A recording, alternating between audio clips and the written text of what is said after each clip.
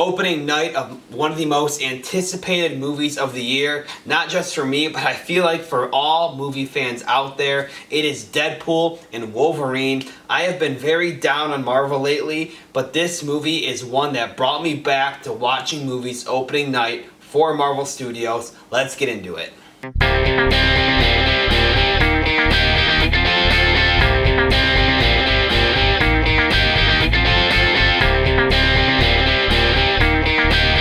Deadpool and Wolverine, the first Deadpool movie to be put out by Marvel Studios after Fox went under and he was acquired back into the rights of Marvel.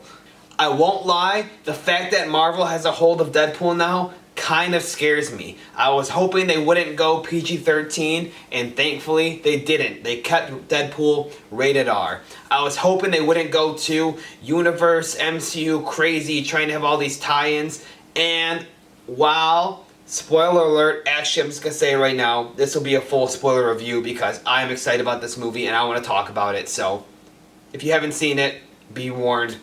While there is a lot of MCU-isms in this with cameos and callbacks and different things, it's also at heart a pure Deadpool movie. There is rated R comedy, there is out there jokes that you just are shocked to be hearing in a Disney movie, and there's even call-outs making fun of Marvel and Disney and Fox by the people who made the movie. If you can make fun of yourself in a movie, I applaud you for that. That is a lot of fun. And while some people might find his fourth wall breaking and his sarcasm a bit over the top and a bit annoying at times, I think it is perfect for the kind of film they went for, and I was laughing hysterically the whole time in the theater. Matter of fact, my whole theater was up in laughter the whole time. There were some times where jokes were so funny and my theater was laughing so loud that I couldn't even hear the next line of dialogue. And usually that would annoy me, but for this viewing experience, I thought it was awesome. I had so much fun with it. This is probably the best movie theater experience I have had since Spider-Man No Way Home. And it's probably the best Marvel movie since Spider-Man No Way Home. Now, it might not be my favorite Marvel movie since then because the Guardians franchise is my favorite thing ever and Guardians 3 has came out since then. But just speaking, on all terms of Marvel and where it's headed, this is the best movie of the last two phases since No Way Home. Deadpool jokes in this movie that he is the Messiah or the Marvel Jesus. And you know what, man? Shit, he might be, because this could really be the movie that saves the Marvel franchise. Ever since they went to this multiverse saga, and they even poke fun at this in the movie, the MCU has fallen into the deep end, man. It is just not what it used to be. It is a shell of its former self. And it's honestly been sad to watch as someone who's been a fan of this thing since the original Iron Man 2008. I remember renting that movie from the Blockbuster with my dad, bringing it home and watching it, and I fell in love with this franchise. And ever since then, it just kept getting better and better and better, and it came all to this ultimate ending in Endgame.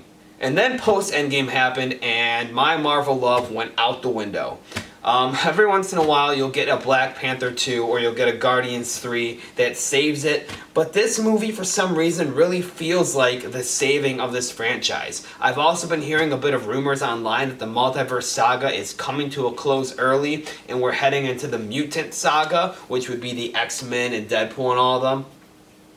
And I can't lie, I hope that happens. I mean, I know it's not going to. I know they're going to stick with this whole multiverse shtick until Avengers 5 and Avengers 6 because they're going to have to do Kang and they're going to have to do Secret Wars. So we'll see where it goes. But yeah, I really think that this movie is a jumping off point for something great for the MCU. I know I'm talking about the MCU and not Deadpool. Let me get back to the actual film. Overall, I think this is a super fun time. Do I think it's the best made movie of 2024? No, I don't think so, and I don't think superhero movies ever really are the best made films of the year, unless you get like an Avengers Endgame or an Infinity War. But I do think it's the most fun movie of the year so far, and because of that, it may be my favorite of the year so far. You get this camaraderie between Deadpool and Wolverine that we've been wanting for 10 years now, and it is so awesome to see on screen. Deadpool's humor mixed with Wolverine's short temper is such a funny thing to watch, and the way they just butt heads, but they're also friends, and then they fight, and then they're back to friends, and then they fight. It is so fun to watch, man. Some of the jokes that Ryan Reynolds gives off are insane.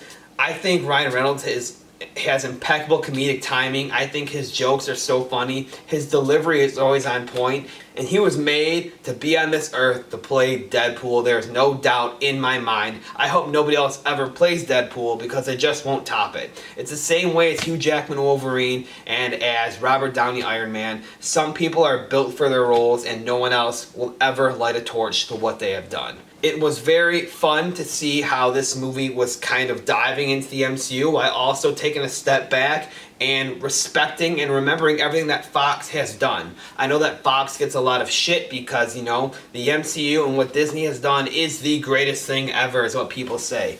And in the last years before they fell apart, Fox's Marvel Universe was not that great. But they did also give us a lot of great movies in Logan and some of the original X-Men movies. And this was a love letter to that, while also a jumping off point to a new story for Deadpool. While you have this love letter, you get a lot of cameos from this. And like I said, this is a spoiler review. So if you haven't watched it, fast forward, click off, whatever you gotta do. But there is a lot of cameos. One that really sticks out in my mind is they're in this desert and there's this hooded figure who you can't really see. And they flip over and the hood flies off and it's Chris Evans. And you're thinking, okay, they're going to do Captain America again because he's coming to the MCU, and this is a variant Captain America. Okay, wow, Cap, we've seen him in 40 movies, here we go again. And I wasn't that excited. And even Deadpool at some point says, oh my gosh, he's going to say it, Avengers. And then Chris Evans yells flame on, and he flies up in the air as Human Torch, and I just felt all my childhood nostalgia come back, and I was super excited to see that. There is a lot of moments like that in this film. For instance, when Wesley Snipes comes back as Blade, what an amazing thing to see. Man, we haven't seen him as Blade in nearly 25 years, maybe even longer. I don't know exactly the time period for that, but that was an awesome thing to see. And a bunch of other little characters who make cameos here and there.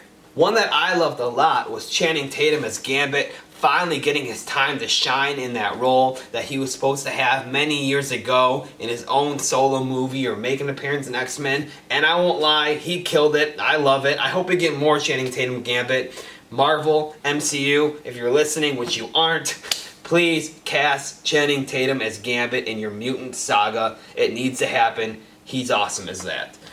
But overall, getting more into the story of this film, you would think, based off what I've said, that it's very, cameo heavy. It's very fan service heavy. That's all they cared about. But there's actually a great emotional story here to be told. It's a direct follow-up to Deadpool 2 and the ending credit scene that happened there, where he's going through time and going through all these timelines, and he kills his X-Men Origins Wolverine version of himself, and he makes himself not do Green Lantern, all these funny little things. But that comes to fruition here, where the TVA from Loki is all against him and trying to stop him because he is destroying timelines and he is a threat to their association.